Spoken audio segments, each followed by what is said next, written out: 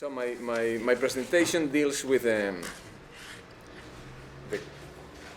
state of necessity in customary international law and in the context of Covid-19.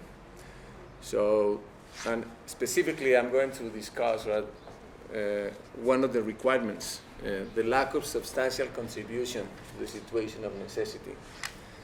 And so as you know, the situation of necessity excuses states whose decisions are contrary to international law, either in this pandemic or in another major crisis.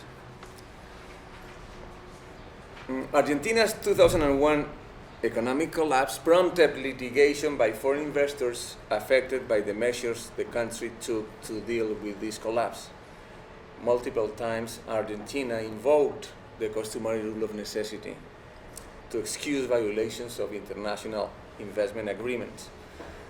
But no less than 7 tribunals have rejected this invocation. And one of the main obstacles has been the fact that the tribunals have concluded that Argentina made a substantial contribution to the situation of necessity. So therefore, it cannot invoke successfully the defense. So the question now is if the lack of substantial contribution will be a major obstacle to the success of the necessity defense in the context of COVID-19. So my presentation deals today with one event of potential substantial contribution: controversial science on COVID-19 as a lack of substantial contribution to the situation of necessity. So as you all know, some states have sought to achieve herd immunity without a vaccination, despite a lot of discussion about the wisdom of this strategy. The question is whether these states that took a misguided policy on science make a significant contribution to the situation of necessity. And there are two approaches in international law. Both leave room for scientific controversy, but one is stricter than the other. The more flexible approach towards scientific controversy is embraced by the international health regulations and the WTO law. Indeed, Article 43 of the IHR allows states to adopt measures that achieve higher levels of protection than those recommended by the World Health Organization when these measures are based on scientific principles. There is no need for the principles to be widely accepted. So a similar approach is provided in the WTO agreement on sanitary and phytosanitary measures. And the appellate body has expressed on this particular provision, Article 5.1.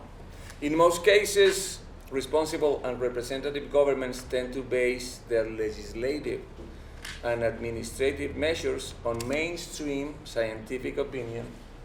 In other cases, equally responsible and representative governments may act in good faith on the basis of what, at a given time, may be a divergent opinion coming from qualified and respected sources. This is all well known. It's a well-known passage of an appellate body decision.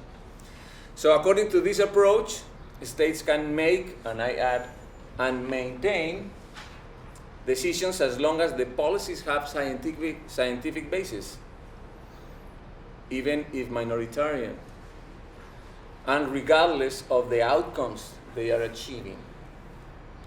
The impact of this approach on the assessment under the customary rule of necessity is the following. States that adopted health policies based on divergent scientific principles, such as herd immunity, that later proved to be ineffective to contain COVID-19, did not substantially contribute to the state of necessity. The second approach to the assessment of states' policies under crisis is the one offered by the Independent Evaluation Office of the International Monetary Fund, with my apologies to Jane. So although the approach refers to the assessment of government's economic policies, it is also relevant regarding science-based policy. And this is what the IEO says. Quote, decisions taken in the face of uncertainty cannot be judged to represent mistaken judgment ex ante because they fail to achieve the result envisaged. It is necessary to take a probabilistic approach where the ex ante probabilities of success high enough to justify the decision, given the expected benefits of success and the potential cost of an even more aggravated crisis if the strategy eventually failed. In this end of quote, in this sense, choosing a scientific approach that proves to be wrong should not be per se a failure to meet the requirement of lack of substantial contribution.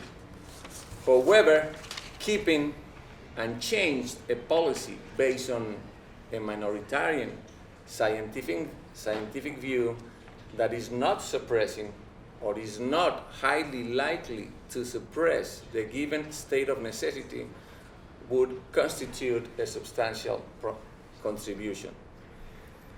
The EAO's approach to policy controversy differs from the one of the IHR and the appellate body. The element of probability of success exists in the former, but not in the latter. The latter requires only scientific evidence. As long as the policy has a scientific basis, the state is on safe legal ground. The IEO's approach is not that generous. State can put in place a policy that has a controversial scientific basis, but it will face consequences if it does not reconsider its decision once it becomes evident the probability of success no longer exists. The IEO's approach is what the scientific community expects policymakers to do. A prominent British scientist may guide this analysis. In the context of COVID-19, he said, quote, the most important thing in the middle of a crisis is to constantly review what we are doing against the evidence. When new evidence suggests that we should do something different or better, both the government and scientists need to acknowledge this and explain why we need to change policy. The next question is what of the two approaches fits the nature of the customary rule of necessity better. Both Article 43 of the IHR and Article 5.1 of the WTO SPS agreement give states regulatory space, and the appellate body's interpretation is consistent with this nature. The customary rule of necessity is, on the contrary, an exception that should be interpreted narrowly, as the ICJ pointed out. In this sense, given its stricter nature, the IEO's approach fits the nature of Article 25, the customary rule of necessity, better without being too intrusive. That's all for today.